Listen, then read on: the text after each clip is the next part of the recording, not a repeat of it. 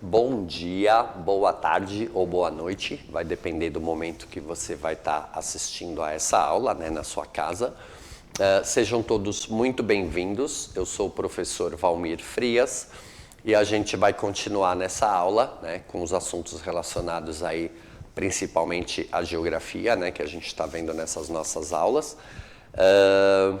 E hoje a gente vai continuar então vendo aí, analisando alguns dados, algumas ações tal, referentes a dados populacionais, né? É o que a gente vai estar vendo, já está aí na tela para vocês verem, né?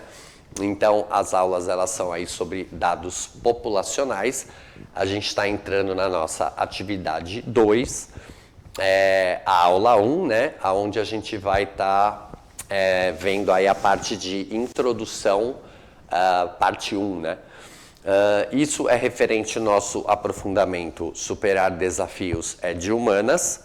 A unidade curricular 2 aí é Pessoal e Coletivo, repense suas atitudes. E o componente curricular, também 2, é o População em Movimento. Daí a gente está analisando bastante essas questões aí de dados populacionais, né?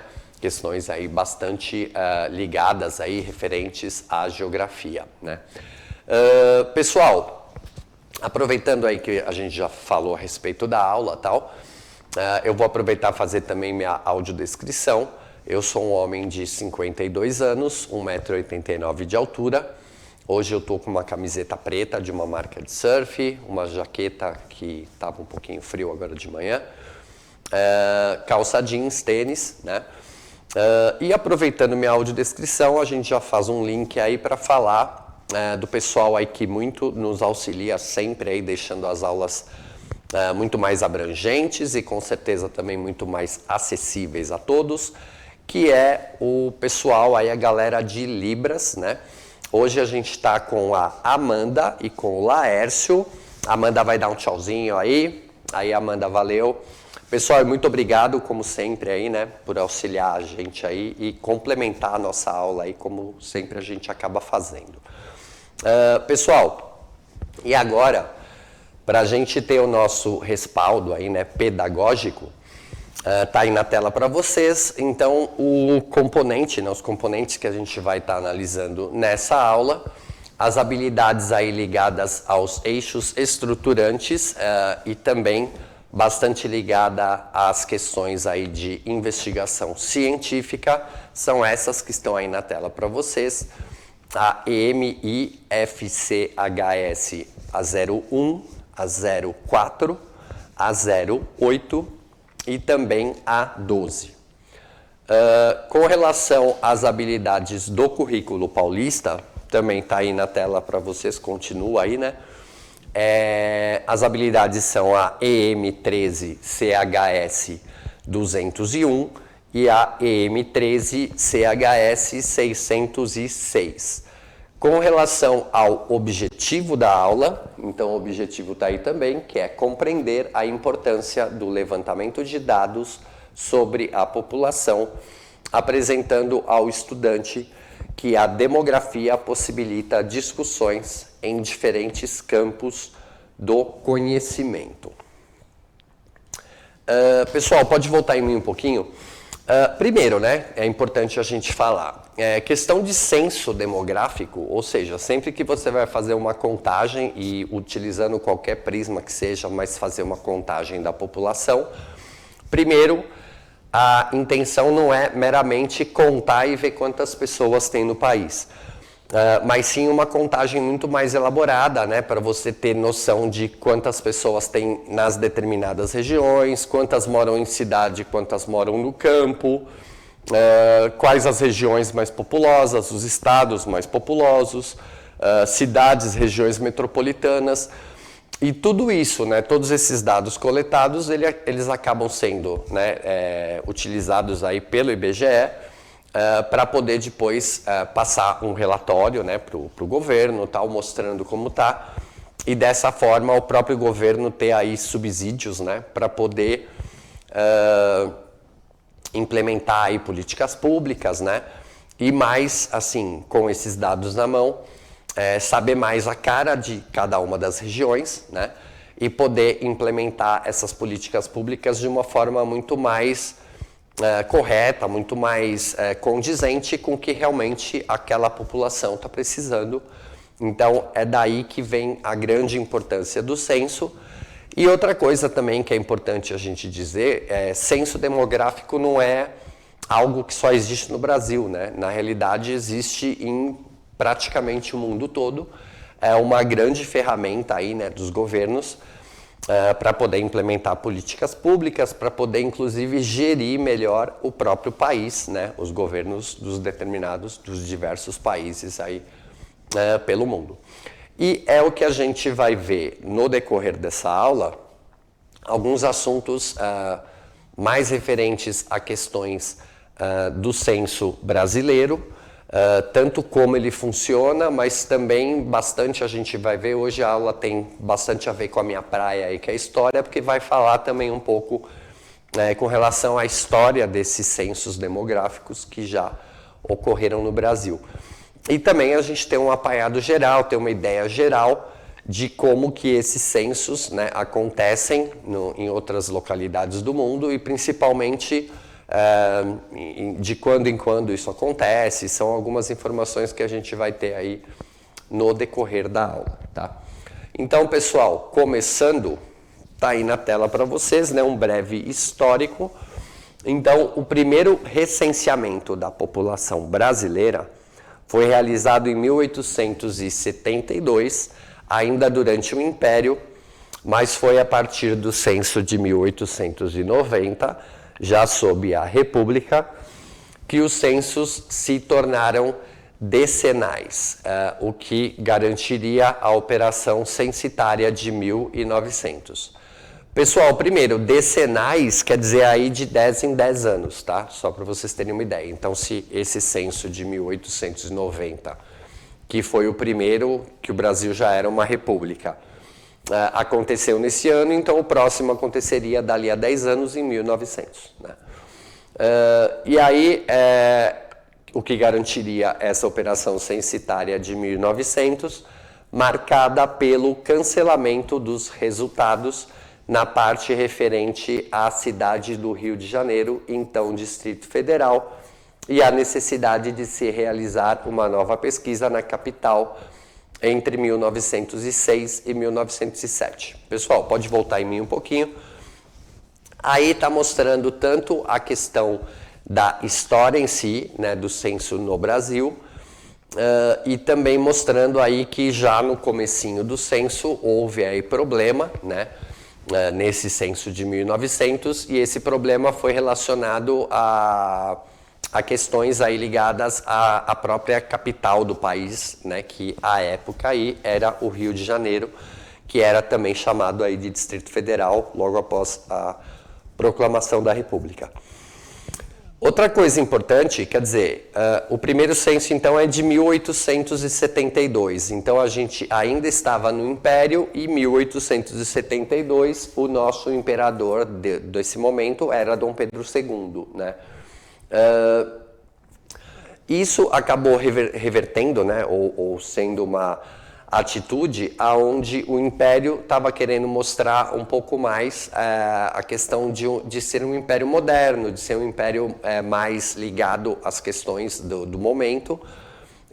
E durante o século XIX é o momento onde os governos aí começam a enxergar que quanto mais eles tiverem dados confiáveis a respeito de determinados assuntos, melhor eles vão conseguir governar e menos problemas eles podem vir a ter, porque afinal de contas estão tomando aí atitudes tal, ligadas ou assim, atitudes que foram geradas mediante dados, né, mediante informações corretas que você tem e tal.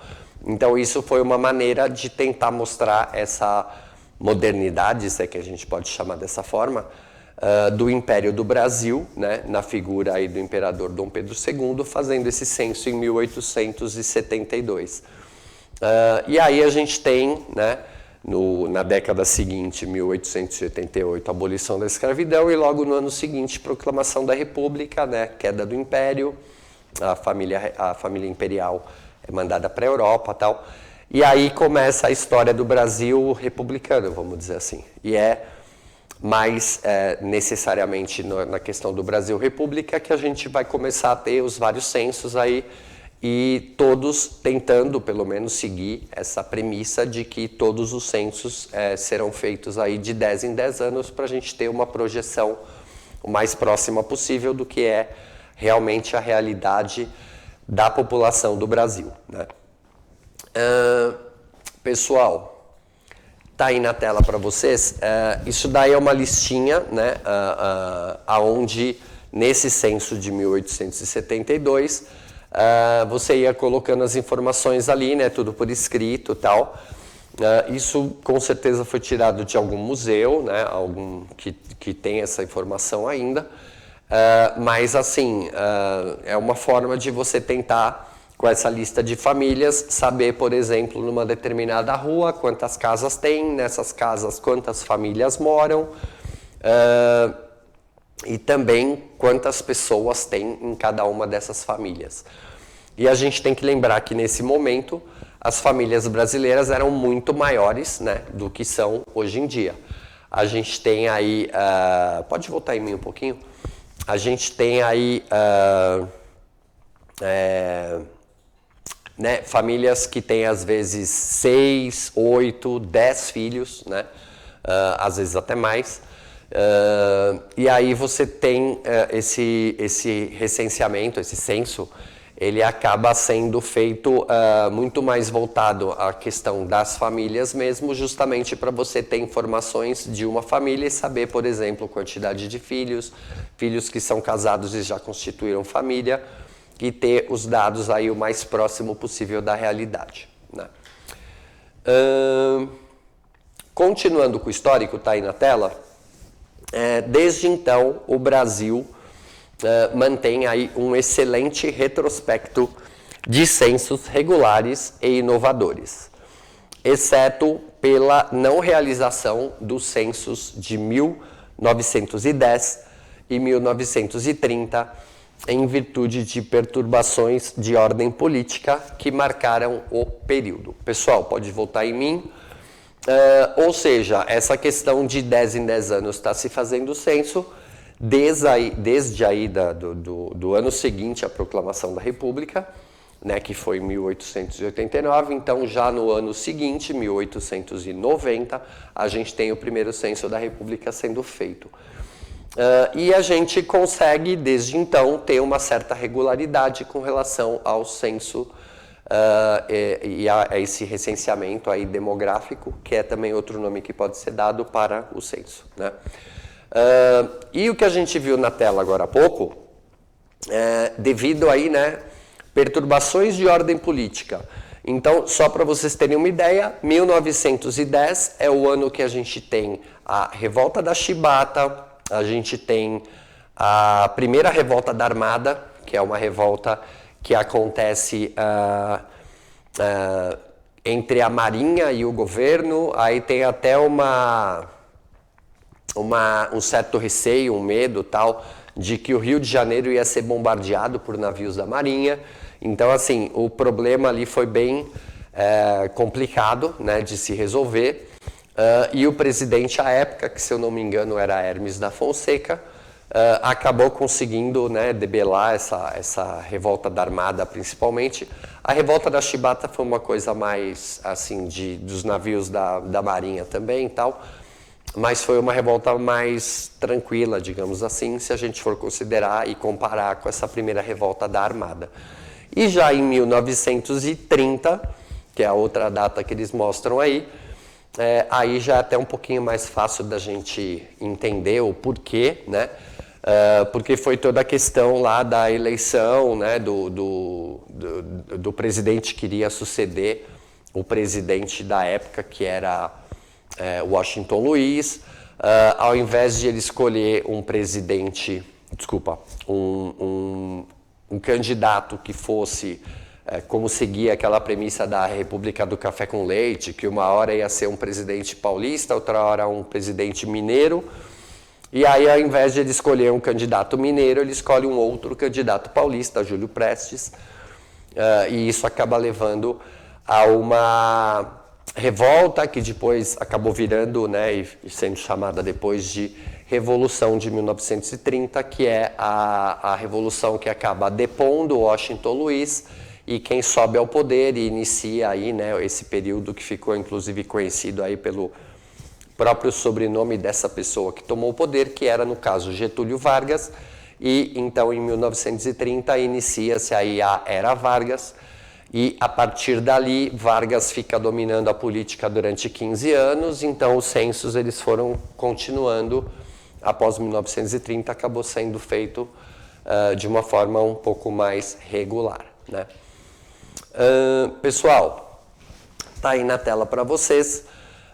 A gente tem aí um quadro geral da população escravizada, ou seja, no censo de 1872 também tinha-se aí essa preocupação, né, de estipular direitinho quem eram pessoas livres, quem eram trabalhadores, quem era analfabeto e quem não era, e também se diferia, né, se mostrava no censo tal, a população de pessoas escravizadas, o que era aí uma grande preocupação da época, porque já havia acontecido lá no final do século XVIII, começo do século XIX, até mesmo antes da chegada da família real portuguesa ao Brasil, pode voltar em mim um pouquinho, já havia acontecido, né, já havia ocorrido aí uma grande revolta de escravos no Haiti, onde a população foi retirada do poder, né, os franceses foram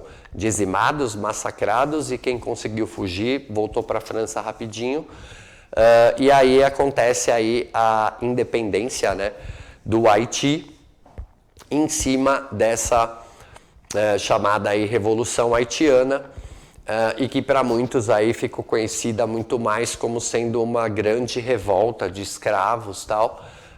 Na verdade ela começou dessa forma e ela acabou evoluindo aí para uma revolução, uma guerra de independência, onde o Haiti se torna aí o segundo país a se tornar independente na América, logo depois dos Estados Unidos aí, que foram os primeiros ainda no século XVIII, né? Pessoal, tá aí na tela também, então o censo, né? Vamos definir aí censo, então, o que é exatamente o censo? Então ele constitui aí a principal fonte de referência para o conhecimento das condições de vida da população em todos os municípios do país e em seus recortes territoriais internos, tendo como unidade de coleta a pessoa residente na data de referência em domicílio do território nacional. Pessoal, isso pode voltar em mim um pouquinho. Então, se vocês notarem essa definição, ela é bem clara, mas ela mostra vários pontos para a gente entender direitinho o que é o censo. Então, assim, principal fonte de referência? Sim, com certeza, eu até disse que os governos, eles seguem essas premissas, né, coletadas no censo para criar, inclusive, as políticas públicas de determinado governo. Então, ela, com certeza, é a principal fonte de referência. Das condições de vida, né, da população em todos os municípios, daí o censo ser feito em todo o território nacional, abrangendo aí todos os municípios do Brasil, de cada um dos estados, né, que compõem o Brasil como um todo, em seus recortes territoriais internos, é isso que eu acabei de explicar agora, ou seja, pega todos os municípios, tendo como unidade de coleta a pessoa residente, ou seja, para você ser realmente recenseado, você tem que ter lá a sua propriedade, né? E mesmo que não seja, né, que seja uma casa alugada, mas assim, isso quer dizer, você tem que ter uma residência, né? Então, digamos assim, o censo é feito dessa forma e com certeza tem que haver algum outro tipo de contagem, por exemplo, para as pessoas que são aí, né, moradores das calçadas das cidades, tal, né, as pessoas que acabam não tendo uma residência fixa, não têm uma localidade aí para morar. algum tipo de contagem é feito, mas é diferente dessa do censo, já que o censo foca nas residências e, consequentemente, nas pessoas, né, que moram, que são donas dessas residências ou que são aí os locatários, né, dessas residências. Pessoal, está aí na tela para vocês. A gente vai analisar esse quadro de uma forma o mais perto da realidade possível. E a gente tem aí, né, um mapa mundi, né, um planisfério, como é chamado isso daí, onde mostra todos os países do mundo, e aí a gente tem ali embaixo uma tabela onde está mostrando assim, da parte vermelha são os que fizeram censo há mais tempo atrás, ou seja, são coisas aí da década de, deixa eu dar uma olhada aqui, da década de 80 até meados da década de 90, a gente tem aí esses países que estão em vermelho. Então a gente tem ali, por exemplo, uma das ex-repúblicas soviéticas, que pelo mapa eu não consigo dizer exatamente qual é, não sei se é Cazaquistão, Uzbequistão, é algum desses daí, e a gente tem a Somália na África. Ou seja, são esses dois países que estão há mais tempo sem fazer um censo demográfico nos seus países. Já os países que estão em azul são os que de meados da década de 90 até os primeiros anos lá da década de 2000, né, já no século 21, fizeram aí o seu censo. Então são esses países que estão em azul, ou seja, a gente tem ali entre Europa e Ásia a Ucrânia, tão falado hoje em dia, né? É um dos países que só fizeram censo nesse período lá atrás. A gente tem aí também o Iraque, o Haiti, tem um paizinho ali perto paizinho, desculpa o termo, mas é um país pequeno, né? Que eu não estou conseguindo descobrir exatamente qual é, mas que é ali perto da Grécia. Ou seja, também poucos países. A partir da parte verde e amarela, que são os censos mais atuais, já passa para boa parte aí dos países do mundo, né? Então, digamos que boa parte desses países do mundo estão aí fazendo seus censos entre o ano de 2014 e o ano de 2020. A gente tem então aí vários países da Europa, da Ásia, Sudeste Asiático, boa parte da África, boa parte, né, a maior parte aí da América do Sul, como países que fizeram seu censo aí entre os anos de 2005 e 2014, mais ou menos. E dentre eles, que é esses que estão na cor verde, tá aí também o Brasil, né? E aí a gente tem os que fizeram censo mais próximos, né, da gente aí, que são os que estão em amarelo. São países que fizeram o seu censo aí entre os anos de 2015 e 2022, né, que seria até 2024, que são os países que estão em amarelo. Então a gente tem aí a Austrália, a gente tem vários países do Sudeste Asiático, a gente tem a China, a gente tem a Mongólia, a gente tem a Síria, Egito, alguns outros países da África. A gente tem aí também Estados Unidos, México e Canadá, ou seja, todos os países da América do Norte. A gente tem alguns países da América Central e também alguns poucos países aí da América do Sul, como por exemplo aí Colômbia, Peru e Chile, né? E lá em cima tem uma partezinha amarela que na verdade é a Guiana Francesa, né? Que o censo é feito juntamente com a própria França, né? Obviamente. Então, pessoal, pode voltar em mim um pouquinho. Esse mapa, vocês viram que ele é coloridinho e tal, mas as cores que estão predominando no mapa, né, em boa parte aí desses países que estão aí representados, né, todos os países, a gente tem aí Acho que a maior parte são de países que estão no tom verde, ou seja, que fizeram aí o seu censo entre 2005 e 2014, mais ou menos. E a gente tem também aí uma boa quantidade de países em amarelo, que são os últimos que fizeram o censo, que são esses que fizeram o censo entre os anos de 2015 e o nosso atual aí 2022.